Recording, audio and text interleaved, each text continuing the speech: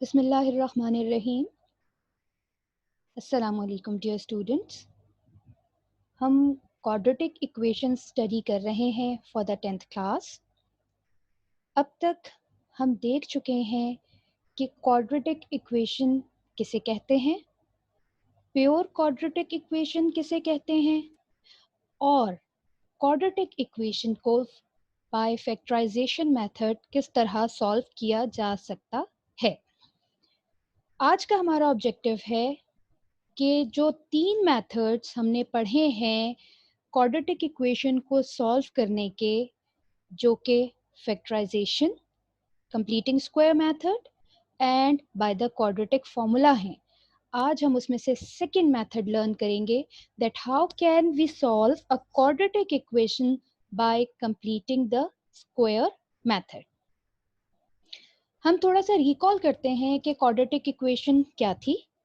हमने कहा कि एक ऐसी इक्वेशन जो वन वेरिएबल में हो और उस वेरिएबल का स्क्वायर मौजूद हो एज इट्स एक्सपोनेंट, लेकिन स्क्वायर से ज्यादा बड़ी कोई पावर मौजूद ना हो, तो उसको हम क्वाड्रेटिक इक्वेशन कहते हैं। वन वेरिएबल से हमारी क्या मुराद है, दैट इज कि हमारे पास सिर्फ और सिर्फ x या y कोई एक वेरिएबल उस इक्वेशन में इन्वॉल्व हो, इसके अलावा कोई और वेरिएबल मौजूद नहीं होना चाहिए, या x और y एक साथ एक इक्वेशन में नहीं आने चाहिए। इसकी स्टैंडर्ड फॉर्म हमने देखी थी कि ax² plus bx plus c equals to 0, where a is not equal to 0 and a b c belongs to r। और ये कहाँ से आते हैं a b c, जो इसके कोफिशिएंट्स हैं, ये आते हैं रियल नंबर से।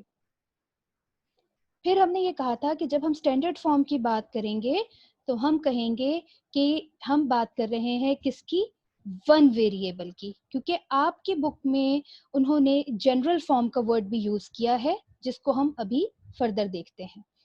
फिर हमने बात की थी कि हमारे पास एग्जाम्पल ए बी और सी आर्बिट्रेरी कांस्टेंट्स को हम रिप्लेस कर देंगे नंबर्स से, तो ये हमारे पास स्टैंडर्ड फॉर्म है कि सबसे पहले x², फिर x और फिर constant term, because it is a polynomial, तो हम ये डिसेंडिंग ऑर्डर में लिखेंगे और ये हमारे पास इसकी स्टैंडर्ड फॉर्म कहलाएगी।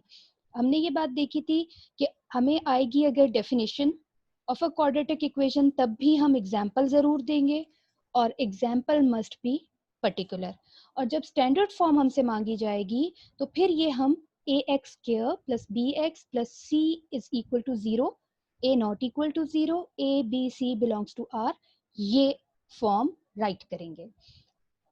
This is the page of your book, जहां पर आपके पास बिल्कुल स्टार्ट में ये फर्स्ट आर्टिकल पे आपको दिया गया है कि an equation which contains the square of the unknown quantity, जिसको हमने अभी लास्ट प्रीवियस डेफिनेशन में वेरिएबल कहा है। अननोन क्वांटिटी का मतलब या वर्ड क्या है, ये किसको रेफर करता है, ये रेफर करता है कि जो भी वेरिएबल आपके पास इन्वॉल्व्ड है इक्वेशन में, जिसकी हमें वैल्यू मालूम करनी है, वो अननोन क्वांटिटी कहलाएगी। बट नो हायर पार, के 2 से बड़ी कोई पार नहीं होनी चाहिए, इसे हम क्वाड्रेटिक इक्वेशन कहते हैं। और second degree, why we are saying it the second degree, क्योंकि highest power of the polynomial involved is 2, therefore it is a second degree equation. अब second degree equation in one variable, उसकी general form या standard form given by ax² plus bx plus c equals to 0, where a is not equal to 0 and a b c are the real numbers। फिर हमने इसको discuss कर लिया था कि what happens अगर a 0 हो जाए, तो then it reduces into a linear equation, क्योंकि 0 से मल्टीप्लाई होने के बाद x² खत्म हो जाएगा और इस अब ये इक्वेशन क्वाड्रेटिक नहीं रहेगी। फिर हमने ये डिस्कस किया था कि अगर इसमें से x टर्म गायब हो जाए, मींस अगर एक ऐसी क्वाड्रेटिक इक्वेशन है जिसमें एक्स टर्म मौजूद नहीं है तो वो प्योर क्वाड्रेटिक कहलाएगी, क्योंकि अगर इसमें से ए 0 हो गया तो हमारे पास सिर्फ कांस्टेंट ही बचेगा। हम एक क्वाड्रेटिक इक्वेशन से लीनियर इक्वेशन में शिफ्ट नहीं हो सकते। तो जिस इक्वेशन में एक्स टर्म नहीं होगी वो प्योर क्वाड्रेटिक कहलाएगी। जिस इक्वेशन में एक्स टर्म मौजूद होगी, एक्स स्क्वायर भी मौजूद होगा, कांस्टेंट हो भी सकता है और नहीं भी हो सकता है, वो हमारे पास क्या कहलाएगी? Quadratic equation. इसके हैंडआउट्स आपको पहले दे दिए गए थे, अगर कोई कंफ्यूजन हो then you can ask. Now we come to our today's topic or objective, that how can we solve a quadratic equation by using completing the square method। ये आपके पास क्वेश्चंस हैं एक्सरसाइज 1.1 के question number 3, right. Completing the square से हमारे जहन में क्या चीज आती है कि हमें एक स्क्वायर को कंप्लीट करना है। ये हम किस तरीके से करेंगे? Very simple. थोड़ा सा हम अपना फॉर्मूला रिवाइज करते हैं और हम ये देखते हैं कि ये तो बहुत सिंपल फॉर्मूला है। a plus B whole square equals to a square plus 2ab plus b square, and this formula is definitely on your finger tips. अब इसको एक और पॉइंट ऑफ व्यू से देखते हैं। इसमें दो टर्म्स हैं जो आपस में ऐड हो रही हैं। दो टर्म्स हैं आपस में ऐड हो रही हैं, प्लस का साइन मौजूद है। हम क्या करते हैं? हम कहते हैं कि ये जो a है ये फर्स्ट टर्म है, पहली टर्म। ये जो b है ये सेकंड टर्म है। कि दो टर्म्स को आपस में ऐड किया और उसका स्क्वायर ले लिया। रिजल्ट क्या आया? a square, first term square means पहली टर्म का square, okay. b square means square of the second term. अब ये मिडिल टर्म कैसे बनी है? इसमें आपके पास एक 2, जिसको हम ये कह सकते हैं कि ये फॉर्मूले से आया, फिर मल्टीप्लाई हुई फर्स्ट टर्म, फिर मल्टीप्लाई हुई सेकेंड टर्म। ये अब हम याद रखेंगे कि इसकी एक्सपेंशन कैसे होनी है कि first term square plus 2 into first term into second term plus second term square. Similarly, we have the other formula, a minus b whole square, a square minus 2ab plus b square, इसकी expansion हो गई। Okay, formula हमें याद है। अब हम क्या करेंगे? इसी के अकॉर्डिंगली देखेंगे कि कोई भी दो टर्म्स के दरमियान जब माइनस का साइन आ जाए और उसके बाद उसका स्क्वायर लिया जाए तो क्या होता है। तो होता यह है हमारे पास कि पहली टर्म का स्क्वायर, ठीक है, square of first term, square of second term, और इसको हम कहते हैं मिडिल टर्म। ये मिडिल टर्म कैसे बनती है? हमेशा 2 into first term into second term. अब हम ये फॉर्म याद रखेंगे, ये हमें हेल्प आउट करेगा कंप्लीट करने में स्क्वायर। कैसे? कि अगर हम ये फॉर्म बना लें, square of first term, square of second term plus और minus 2 into first term into second term, तो फिर हमें पता होगा कि अगर 2 के साथ माइनस है तो ये a minus B whole square बनेगा, और अगर 2 के साथ प्लस है तो ये a plus B whole square बनेगा।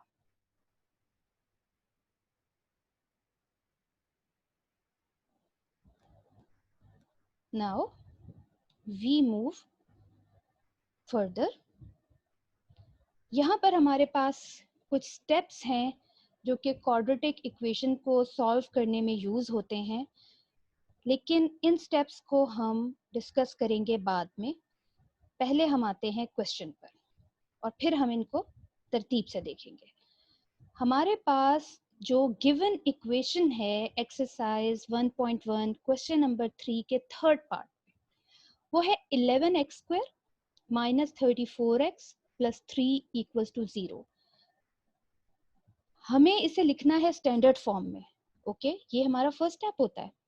तो अब जब फर्स्ट स्टेप में हमने देखा, सबसे पहले एक्स स्क्वायर टर्म, फिर एक्स टर्म, फिर constant is equal to 0, it means ये already in the standard form है, इसे हमें स्टैंडर्ड फॉर्म में कन्वर्ट करने की जरूरत नहीं है। अब जो सेकंड स्टेप है आपका वो क्या होगा? हम इस x स्क्वायर के कोफिशिएंट को 1 बनाएंगे और इसके लिए हम क्या करेंगे, 11 से इस पूरी इक्वेशन को डिवाइड कर देंगे। हम क्या लिखेंगे यहाँ पर, डिवाइडिंग बाय 11, राइट। अब जब हमने इस पूरी इक्वेशन को 11 से डिवाइड कर दिया तो हमारे पास क्या फॉर्म आ गई, x square minus 34 by 11 x plus 3 by 11 equals to 0। Third step क्या है, कांस्टेंट को इक्वेशन के राइट हैंड साइड पर ले जाएं। अब हमारे पास सिर्फ दो टर्म्स रह गए, x square minus 34 by 11 x. Okay, अब चूंकि फॉर्मूला कंप्लीट करना है हमने इसको रीराइट किया।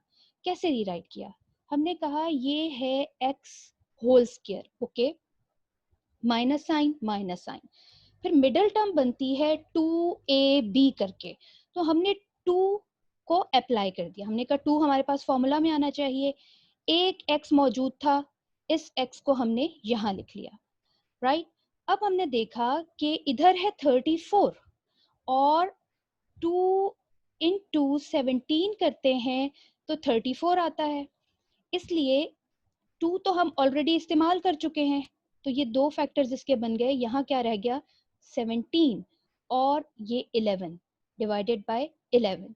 इससे क्या हुआ हमारे पास कि हमने इसको जब रीराइट किया तो हमारे पास सेकेंड टर्म आइडेंटिफाई हो गई, क्योंकि 2 into first term into second term, तो हमने क्या ढूंढ ली यहाँ से, हमने अपनी सेकेंड टर्म को यहाँ से फाइंड आउट कर लिया।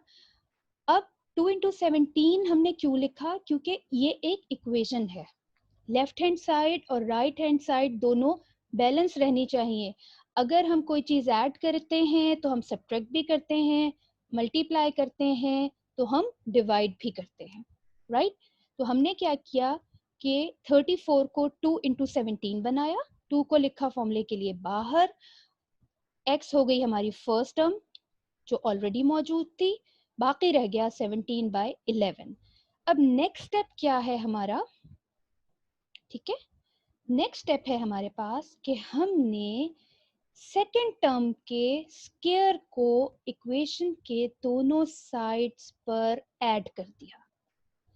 अब हमारे पास फॉर्म क्या बनी, square of first term square of second term minus 2 into first term into second term, means form बन गई ए स्क्वायर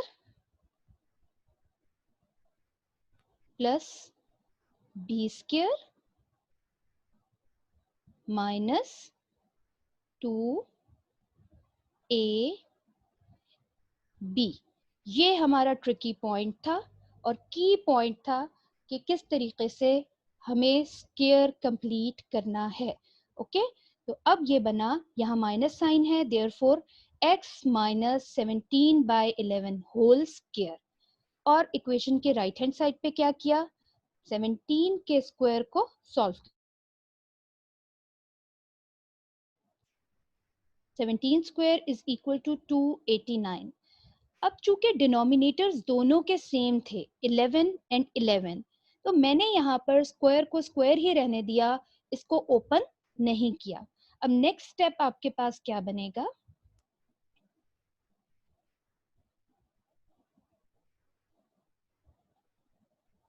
कि आपने एलसीएम लिया।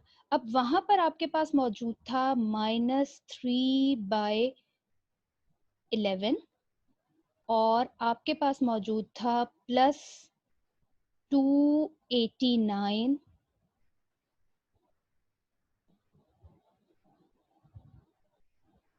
ओवर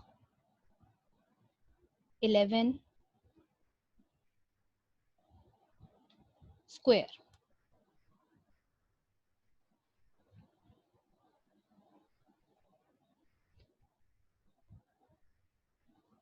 एलसीएम में क्या आएगा, 11 होल स्क्वायर।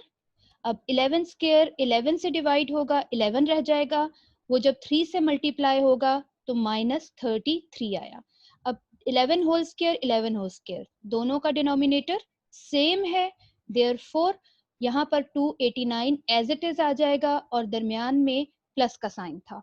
अब हमने सिंप्लीफाई कर लिया, 289 minus 33 we got 256 and the next step is to take the square root, क्योंकि यहाँ होल स्क्वायर है, यहाँ पर जो भी राइट हैंड साइड पे हमारे पास वैल्यू आएगी हम क्या ले लेंगे, स्क्वायर रूट। स्क्वायर रूट लेने से क्या हुआ, x माइनस 17/11 आया और 256 का स्क्वायर रूट है 16 और ये 11 होल स्क्वायर ऑलरेडी मौजूद था और स्क्वायर रूट लेने से स्क्वायर स्क्वायर से cancel out and we are left with 11. So here we have plus and minus. अब हमारे पास दो लीनियर इक्वेशंस आ गई, हमने इन्हें सेपरेट करके लिखा। हमने कहा कि x minus 17/11 is equal to minus 16/11 और x minus 17/11 is equal to 16/11। दो इक्वेशंस आ गई हैं, दोनों लीनियर हैं, x की पावर 1 है और लीनियर इक्वेशन को सॉल्व करना हमें बहुत अच्छे से आता है, shifting the constants on right hand side. अब ये देखिए दोनों के डिनोमिनेटर सेम है 11 11, तो हमें इस स्टेप की जरूरत नहीं है, हम डायरेक्टली न्यूमरेटर्स को माइनस कर सकते हैं, 17 माइनस 16 करके डायरेक्ट इस स्टेप पर आ सकते हैं 1/11। अदरवाइज हम कहते हैं न्यूमरेटर सेम है तो यहाँ डिनोमिनेटर सेम है, सॉरी डिनोमिनेटर्स, तो यहाँ पर आपके पास यह क्या आ जाएगा 11। अब 17 माइनस 16 न्यूमरेटर्स माइनस हो गए और हमारे पास आ गया 1/11। इस इक्वेशन को कैसे सॉल्व किया हमने, 17/11 को शिफ्ट किया इक्वेशन के राइट हैंड साइड पर, अगेन डिनोमिनेटर सेम है इसलिए ये 11 आ गया और न्यूमरेटर्स ऐड हो गए 17 plus 16, therefore we got 33/11 and the last and the important step is to write the solution set, that is 1/11 comma 33/11. So there are 9 steps जो हमें याद रखने हैं, ठीक है। अब इन स्टेप्स को थोड़ा सा हम रिवाइज करते हैं कि हमने क्या किया। सबसे पहले इक्वेशन को लिखा स्टैंडर्ड फॉर्म में, अगर ऑलरेडी स्टैंडर्ड फॉर्म में है तो ठीक है, नेक्स्ट चलेंगे। दूसरा स्टेप है एक्स स्क्वायर का कोफिशिएंट 1 बनाना, अगर पहले से 1 है ओके, अगर नहीं है तो जो भी एक्स स्क्वायर का कोफिशिएंट होगा उससे होल इक्वेशन को डिवाइड कर दिया जाएगा। थर्ड स्टेप में जो भी कांस्टेंट टर्म मौजूद होगी उसे इक्वेशन के राइट हैंड साइड पर शिफ्ट करेंगे, ऐसी टर्म जिसमें x मौजूद नहीं है। फोर्थ स्टेप में ये जो दो टर्म्स लेफ्ट हैंड साइड पर हैं इनको रीराइट करेंगे, x होल स्क्वायर लिखेंगे माइनस 2 इंटू एक्स लिखेंगे और अब देखेंगे कि इस इक्वेशन में क्या बाकी बचा जिसको मल्टीप्लाई करने से 34/11 आए। हमने देखा 17/11, तो इससे हमें क्या मिला, हमें अपनी सेकंड टर्म मिल गई जो कि b थी और यहाँ -3/11 एज इट इज लिख दिया। Step 5 square of the second term दोनों साइड्स पर ऐड किया जाएगा, ठीक है, सेकंड टर्म का स्क्वायर दोनों तरफ ऐड कर दिया। अब यहाँ 2 के साथ माइनस का साइन था, हमारे पास फॉर्मूला बन गया x माइनस 17/11 होल स्क्वायर। क्यों, क्योंकि ये बना a स्क्वायर, 17/11 ये था हमारा b स्क्वायर और दरमियान में -2 इंटू a इंटू b। हमने क्या किया है, हमने b फाइंड आउट कर लिया और वो हमें मिल गया था 17/11। अब क्या करना है, चूंकि हमने इसको फॉर्मूला कंप्लीट कर चुके हैं, अब राइट हैंड साइड को क्या करेंगे, सिंप्लीफाई। जब हमने राइट हैंड साइड को सिंप्लीफाई किया तो हमारे पास डिनोमिनेटर में 11 होल स्क्वायर आया, -33 प्लस 289 आया, हमने 289 माइनस 33 किया, 256 आया 11 होल स्क्वायर। यानी हमने अब क्या किया है, सिर्फ राइट हैंड साइड को सिंप्लीफाई किया। Next step, taking square root. ये स्क्वायर आपका इस स्क्वायर रूट के साथ कैंसिल आउट हुआ, x माइनस 17/11 आया और इसकी दो वैल्यूज आई, एक प्लस के साथ एक माइनस के साथ। 256 का स्क्वायर रूट है 16 और 11 स्क्वायर में से 2 आपका स्क्वायर रूट से कैंसिल आउट हुआ, 16/11 आ गया। अब दो इक्वेशंस थी, दोनों को दो मरतबा लिख लिया। एक मरतबा x माइनस 17/11 को माइनस 16 के साथ और x माइनस 17/11 को 16/11 प्लस का के साथ। इनको हमने किया सिंप्लीफाई, x की वैल्यू आई 1/11, सिंप्लीफाई x की वैल्यू आई हमारे पास 33/11 और लास्ट स्टेप 9th स्टेप ये था कि हमने अपने आंसर को लिखना है सोल्यूशन सेट की फॉर्म में और सोल्यूशन सेट के लिए हमें मिडल ब्रैकेट्स चाहिए, राइट। 1/11 कॉमा 33/11। ये स्टेप्स आपको प्रीवियस स्लाइड्स जो आपने देखी थी उसमें भी मौजूद हैं और आपको हैंड आउट्स में भी दिए जा चुके हैं। अब जो वो चीज़ें जिनको आपने अवॉइड करना है और जो काम आपको, जो आपके डोंट्स में आते हैं, वो ये हैं कि when you are going to write the solution set you have to use the middle brackets। ठीक है, फ्लावर ब्रैकेट्स भी कहते हैं हम इनको। आपको यूज करनी है मिडल ब्रैकेट्स। और दूसरी बात, इसमें जो आपको वैल्यूज लिखनी है 1/11 कॉमा लगाकर दूसरी वैल्यू 33/11, आप याद रखेंगे कि आपको इस स्क्वायर, ना तो आपको यहाँ पर किसी किस्म की स्क्वायर ब्रैकेट्स यूज करनी है, ना ही आपको स्मॉल ब्रैकेट्स या पैरेंथेसिस यूज करनी है, और ना ही जो सबसे बड़ी मिस्टेक है कि फ्लावर ब्रैकेट्स के दरमियान में आपने सपोज वैल्यू लिखी 1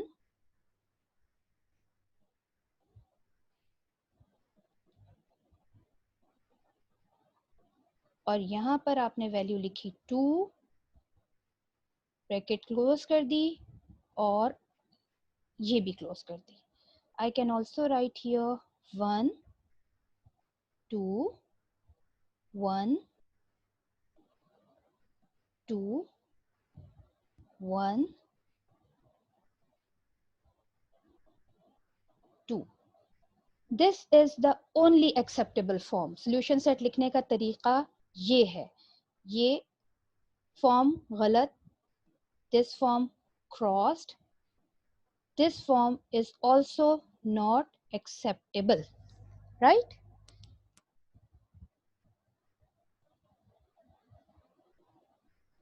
अब आइए यहां पर, आप कहते हैं कि we are comfortable to write 289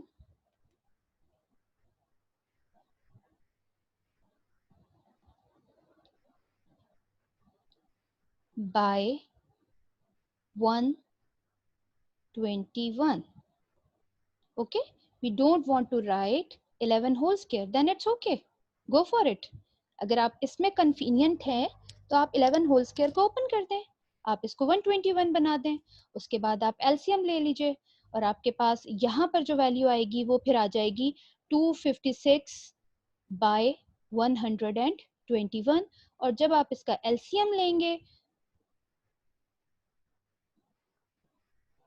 यहाँ पर, तो यहाँ पर भी आपके पास कौन सी टर्म होगी 121, इसी तरह यहाँ पर भी 121 और जब आप इसको सिंप्लीफाई करेंगे तो आप सेम रिजल्ट पर पहुंच जाएंगे।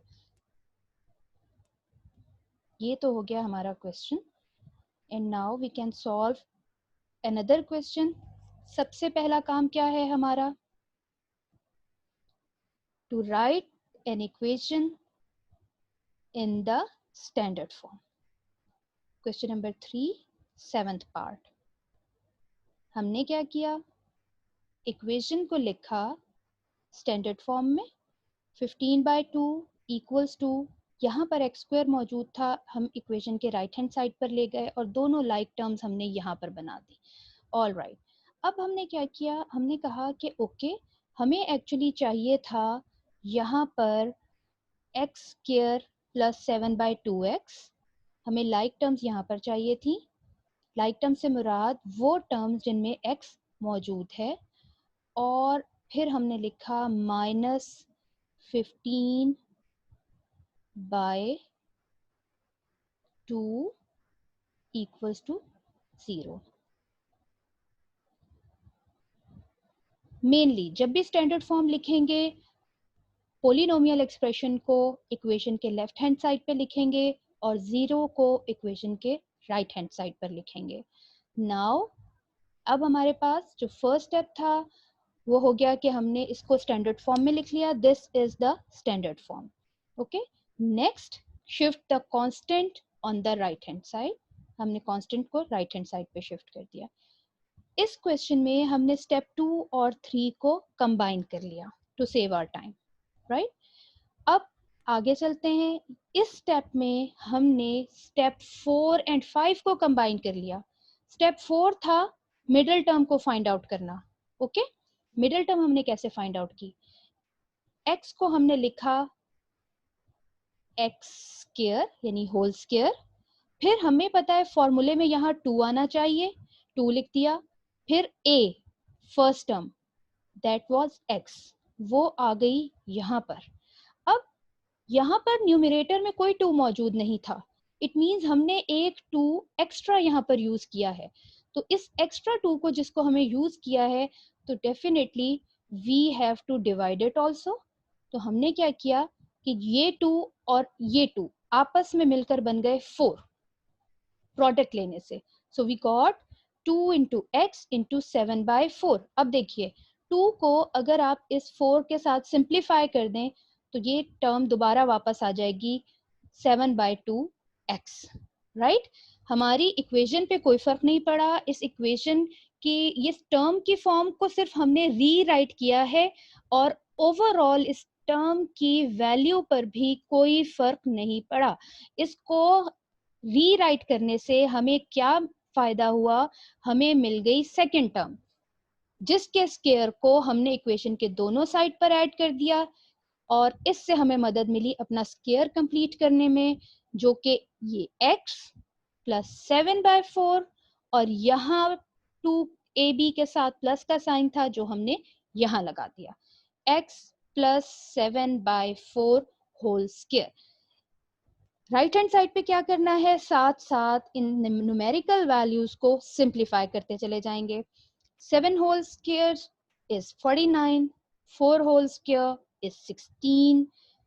2 और 16 का एलसीएम लिया, डिनोमिनेटर में आया हमारे पास 16 और यहाँ आया 120।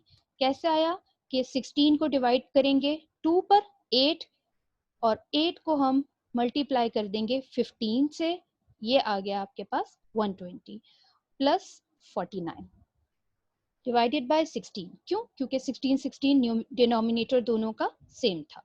अब एडअप किया, वी गॉट 169/16। अब बन गया x plus 7 whole square is equal to 169/16। जब इस तरह की फॉर्म आ जाए कि इधर होल स्क्वायर कंप्लीट हो जाए और यहाँ पर एक फ्रैक्शन आ जाए आपके पास, तो अब हम तैयार हैं क्या करने में? हम तैयार हैं इसका स्क्वायर रूट लेने के लिए ताकि हम इस x को अलग कर सकें। सॉल्व करने का मतलब है हमें इस x की वैल्यू चाहिए। जब तक ये स्क्वायर से बाहर नहीं आएगा इसकी वैल्यू हम नहीं ले पाएंगे। तो हमने लिया स्क्वायर रूट। स्क्वायर रूट लेने से प्लस माइनस 13/4, ठीक है। स्क्वायर रूट लेने से प्लस और माइनस दो वैल्यूज हमारे पास आई। हमने x प्लस 7/4 को एक मरतबा लिखा 13/4 के साथ और x प्लस 7/4 को एक मरतबा लिखा माइनस 13/4 के साथ। फिर x को इक्वेशन के लेफ्ट हैंड साइड पे रहने दिया, 7/4 को इक्वेशन के राइट हैंड साइड पर ले गए। दोनों के डिनोमिनेटर सेम थे। 13 में से 7 को माइनस किया, 6 आया। 6/4 हमने इसको सिंप्लीफाई किया तो हमारे पास आया 2 और यहाँ पर आया 3, राइट। तो वी गॉट 3/2 और इधर हमने जब सिंप्लीफाई किया सेकेंड लीनियर इक्वेशन को, both have the same denominators, -13 -7 दोनों न्यूमरेटर्स की टर्म्स के साथ माइनस माइनस का साइन था, इसलिए ये ऐड हो गए और साथ साइन आ गया माइनस का। 20 -20/4 सिंप्लीफाई कर दिया और हमारे पास आ गया -5। Last step, hence the solution set is given by -5, 3/2 and closed within the square brackets. Hence, there are the 9 steps. One more thing which you have to remember, कि students are habitual of marking this line. Okay? हमें line नहीं लगानी दो equations को separate करने के लिए, हमें इन दोनों इक्वेशंस को और के साथ सेपरेट करना है कि x + 7/4 या तो 13/4 के इक्वल है या x + 7/4 इक्वल है -13/4 के। Hopefully completing the square method के ये 9 स्टेप्स आपको क्लियर हो गए होंगे। अब आपकी प्रैक्टिस के लिए आज के लेक्चर में क्वेश्चन नंबर 3 का first, sixth and the fifth part है। प्रीवियस मैंने आपको क्यों नहीं दिए, क्योंकि उसमें अलजेब्रिक एक्सप्रेशंस इन्वॉल्व हैं। आप एक दफ़ा इस मेथड को क्लियरली हैंडआउट्स के साथ सॉल्व करें, जो क्वेश्चंस आपको दिए गए हैं उनको सॉल्व करें और फिर जो प्रैक्टिस क्वेश्चंस हैं इनको कीजिए। स्टेप्स आपके पास रिटन फॉर्म में हैंडआउट्स में मौजूद हैं कि क्या करना है। सबसे पहले इक्वेशन को स्टैंडर्ड फॉर्म में लिखना है। किस फॉर्म में? ax² + bx + c = 0। अगर स्टैंडर्ड फॉर्म में पहले से ही मौजूद है तो फिर क्या करेंगे? स्टेप 2 पर आएंगे।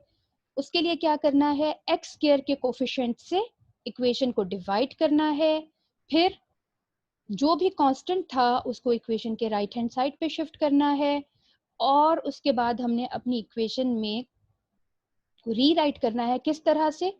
कि फर्स्ट टर्म का स्क्वायर +2 × a × b, ताकि हमें कौन सी टर्म मिल जाए? सेकंड टर्म b मिल जाए। फिर क्या करना है? सेकंड टर्म के स्क्वायर को इक्वेशन के दोनों साइड्स पर ऐड करेंगे। उसके बाद लेफ्ट हैंड साइड पर हम स्क्वायर को कंप्लीट करेंगे, राइट। ये जो a + b होल स्क्वायर या a - b होल स्क्वायर है, ये डिपेंड करेगा कि जो हमारी टर्म 2ab मिडिल टर्म बनी थी उसके साथ प्लस का साइन है या फिर उसके साथ माइनस का साइन है। अगर प्लस का साइन है तो ये a + b होल स्क्वायर बनेगा और अगर माइनस का साइन है तो a - b होल स्क्वायर बन जाएगा। इसके साथ साथ हम क्या करते रहेंगे? हम राइट हैंड साइड को सॉल्व करते रहेंगे।